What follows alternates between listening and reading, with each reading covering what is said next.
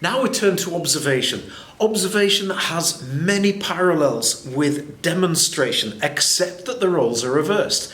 Now, before, when you were demonstrating, the sports participant or the person you're coaching is looking at you and looking at your demonstration. This time, the role is reversed. You are looking at them and you're comparing what you've demonstrated, which hopefully has been a very good biomechanical model. You're looking at what they have done, and then you're looking for the differences between the two. These could be classified as the errors. This is what you're looking for. Now, the considerations, again, are very, very similar to demonstration. The distance that you are from the person performing the technique. Angles. Which angle are you looking at somebody? Ideally, you want them to be within that 60-degree ideal angle. And speed. We can look at the person performing the technique in different speeds. Normal speed, slow motion, and super speed, increased speed. And you might think, well, that seems strange, but I shall explain in a few minutes where it can be incredibly useful. So let's look at them. For example, distance. If you want to see something close up, like the movement of my joint here, or the movement of my joint here, you'll come closer to it. If, however, you want to see the rhythm of a run or a movement pattern, you're going to go much, much further away from them, just the same as you did in the demonstration model. This is going to enable you to see multiple repetitions of the performance over time, such as if someone is running past you. Angles. Now, the same applies with demonstration, except that often you have to do things from many different angles. I'll give you lots of examples of this in the worked examples module, but there are times when you are going to look at something straight on. There are going to be times when you look at it from the side. And quite often, this is going to depend on whether the equipment is fixed. For example, you can see a punch bag behind me.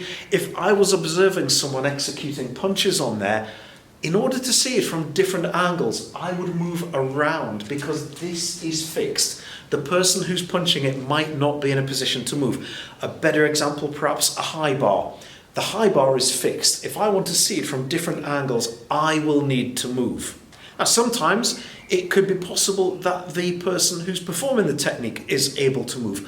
For example, in a tennis swing, if I was swinging my racket like this, it would be very easy as well for me to turn, as the person who's doing that, to turn sideways and do it like this, so that you're able to see that from different angles. The normal as such, though, is that the person who's performing the technique is likely to be fixed, and you, the coach, will need to move around them, trying to keep them at an appropriate distance and within the optimum observation angle of 60 degrees.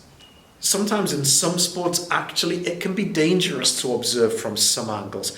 An example of this would be if I was doing a golf swing like this. I don't play golf. You'll be able to tell by the way that I do this that I don't play golf. But if I swing like this there, you would not want to be there because there's a projectile here and that is going to be firing towards you. So if that's the case, there's one or two things you can do. You can use a camera to record it, or you can use a mirror and you can kind of, if you like, bounce back that image and you can look at it in the mirror so that you can see what's going on. Both of those are possible, but you don't want to put yourself in a dangerous position where you are going to be in front of a projectile. That one is a no. Moving on to speed, well, speed can be a limiting factor. The limiting factor here being we cannot process visual information fast enough sometimes. Give you a very good example of this. You can't see, if I was firing a bullet and you were trying to watch that bullet, you can't see it. It moves too fast. Similarly, if I was doing archery and I released the arrow, you probably could just about see it, so we're coming down in speed. But if I was running, yes, you certainly will be able to see that because that's slower. But some things are going to be difficult to see because we just can't process the information. In that case, we will use a slow motion camera in order that we're able to see that. Now, another thing, and I discovered this quite by accident, is observing something at super speed. If, for example, I'm throwing punches towards an opponent, it's very easy for you to actually focus on the punches that are being thrown and not the movement around the boxing ring itself. And I discovered this by pure accident because I was watching a fight, and I'll be honest with you, it was boring. It wasn't a good fight. So what I did was I put it on to 2 times speed. And very quickly I noticed something I hadn't been able to see before.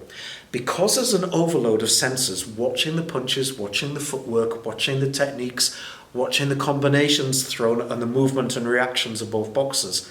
When you speed it up, it becomes impossible then really to focus on the punches. And it then enables you then to switch that focus of attention to the movement patterns. And what I noticed was very interesting.